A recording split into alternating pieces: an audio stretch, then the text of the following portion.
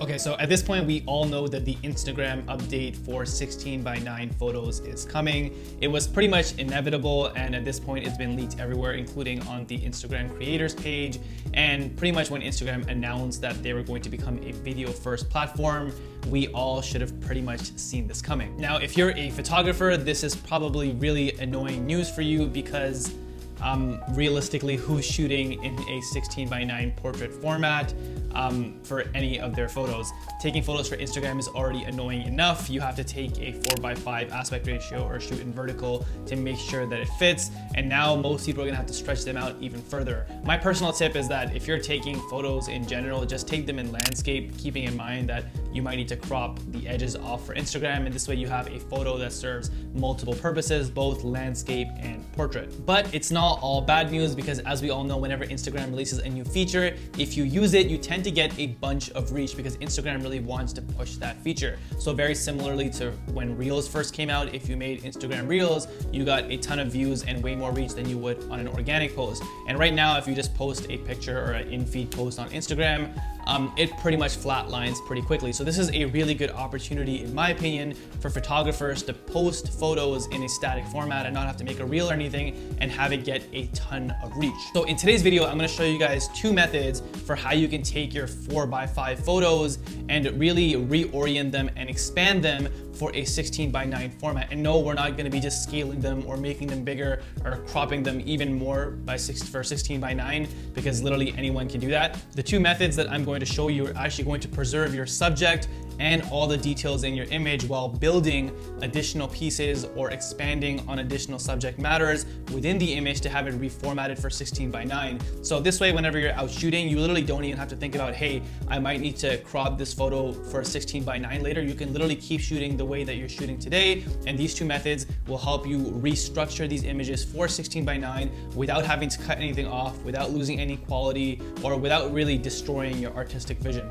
So if you guys are interested in that, then stick around because I am now going to show you those two methods on my computer. Okay, cool. So we're just gonna dive right into Photoshop, and I have two images here that I'm going to use as an example to basically walk you guys through what these two methods are for resizing your Instagram photos from 4:5 to 16:9. So this is the first image, and this is a relatively simple image.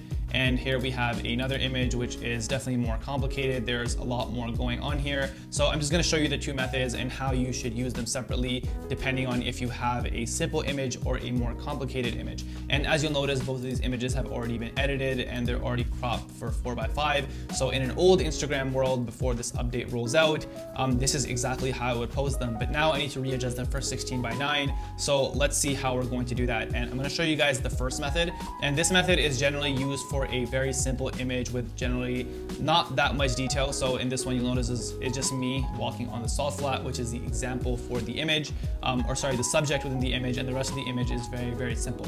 So let's just dive right into it. I'm gonna show you guys what the first method is. And the first method involves us starting off by selecting our subject. So we'll come in here, we'll choose the selection tool, and then right here at the top on Photoshop, you can hit select subject. So once I hit select subject, I'm just gonna let the AI do its thing. And overall, it does a decent job of selecting me, but I'm just gonna come in here with the selection tool and kind of like refine that selection a little bit, just so it doesn't affect me as a subject when I use this method right here. And it doesn't have to be perfect. As long as most of the subject is covered, then this method should work perfectly fine. Okay, so I'm much happier with that selection now. So what you want to do when you have your subject selected is that you want to right click, you want to hit save selection, and you can name this whatever you want. I'm going to go ahead and name it subject, and then I'm going to go ahead and hit enter. Cool, so now we've saved this selection as our subject. So we can just go ahead and deselect ourselves now. And what we're gonna do is we're gonna hit the crop tool here. And this is what the image would look like if we crop to a 16:9 vertical portrait format. We'd be losing the edges in this image. And obviously this is a much simpler image, so losing these edges would not be a big deal. But again, I just wanna show you guys how this method works for a simple image. So I'm gonna go ahead and drag out the image to 16:9. And once I do this, now we have two giant black bars, and obviously we don't want this. So what we're gonna go ahead and do is that we're going to select our image right here, and what we're gonna do is we're going to edit, and we're gonna hit content aware scale. Now at the top, it's gonna ask us if we wanna protect anything. So generally this area would be empty unless you've created that subject how we just discussed. So in the protect menu, you wanna make sure that you have subject selected. Now, once you're done this, all you have to do is just go ahead and stretch the image to the edges, and you're gonna notice how the subject is unaffected. So once I'm done with this and I commit the changes and deselect, our subject is still exactly the same size and the landscape around us has grown. So this generally works much better for simple subject images, like I said. And this is the first method that you want to try and use if you're trying to reframe your existing 4x5 images for 16:9. So that's method one. You basically select your subject, you protect your subject while using content-aware scale. Now, let's jump into method number two. And real quick, before we jump into method number two, I'm gonna show you guys method number one again on this image, and maybe why it's not the best for more complicated images that have multiple subjects. So in this example, if we go ahead and try use method one again, so we go ahead and hit select subject, we let Photoshop do its thing. That's a pretty good selection right there. I'm pretty happy with that. We go ahead and right click, and then we click on save selection. And once again, we can just name this subject, and then we deselect, and then we go ahead and we crop. And once again, we change our crop image to 16:9 without getting rid of any of the existing details. So once again, we have these black bars. And if I try and go ahead and do that whole method again, so I select the entire image, I go into edit, I hit content aware scale. Once again, make sure the subject is protected, and I go ahead and scale this image. So even though the subject, so me and my wife in Turkey here, remain preserved, and for the most part, it does an okay job of stretching. Like, you're gonna notice that there's a bunch of issues in the image when doing this. So like the light is all stretched out, the balloons are all messed up, and the carpet part looks okay, but a lot of the image here is really, really messed up, and this is not what we want at all. So I'm just gonna go ahead and undo what we just did. Okay, so for whatever reason, my Photoshop crashed, so I had to restart it and reopen the image. But anyways, now that we've made sure or covered that method one doesn't work for this image, let's move on to that method two that I was talking about. So over here, you have an image that I've expanded to 16:9, and now I have these two blank areas that I wanna fill. So we've already seen how method one is not gonna work because it's gonna go ahead and stretch out some of the subjects in the image, like the balloons or the light or a little bit of the carpet. And obviously something that we could do here is that we could just grab the image and we could scale it up to fit 16:9 and commit those changes, but then you're losing a lot of the image and a lot of the subjects and kind of the whole vibe of the image or the artistic vision that you're going for when you pick your sizing and your proportions when you're actually shooting. So in order to avoid this, let's undo that. We want to go ahead and take our selection tool, and basically you want to go ahead and select any subjects on the edges. So like this balloon over here and the entire empty part, and you're just gonna go ahead and hit Shift Delete.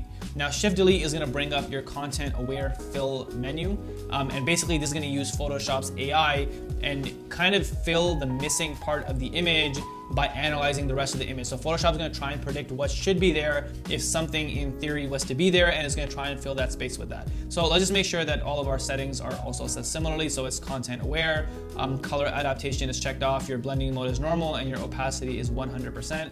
We're gonna go ahead and hit OK, and it'll take a little time to process, and there you go. So Photoshop used its AI technology to go ahead and fill that empty space with what it thought should be there if this image was kind of that size. Now we're gonna do the same thing down here where the carpets are. So we're gonna select this empty space, we're gonna hit Shift Delete, and then we're gonna go ahead and hit OK.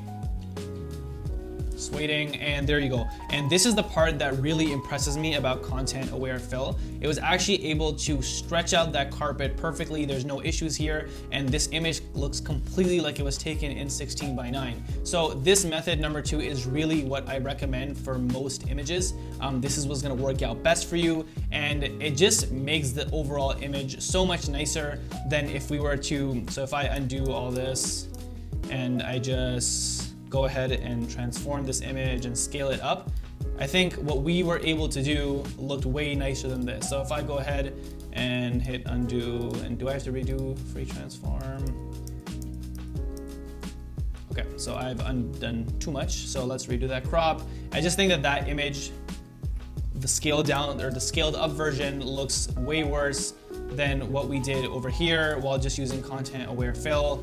And I think that Photoshop does an amazing job in almost every single case of making your image look really, really good when you're using content aware scale. So I really think that this is the way that you guys should go to reframe your 4x5 photos to 16:9. Okay, so those are my two methods for how you as a photographer can survive in this new 16 by 9 or 9 by 16 portrait landscape that's coming to Instagram, and how you can really preserve your artistic vision and your photos in their right proportions and kind of just fill out those little edges to make your photos just fit the new platform. And hopefully for all of you photographers, this kind of revives your reach when Instagram does make this change. So I'm wishing you guys a ton of luck. So hopefully these methods do help you out, and if you found this video useful, then definitely leave a like, smash that thumbs up button, helps out the video a ton. Do the whole subscribe thing. Yeah, that's all I have for this video. I'll see you guys in the next one, and until then, keep creating.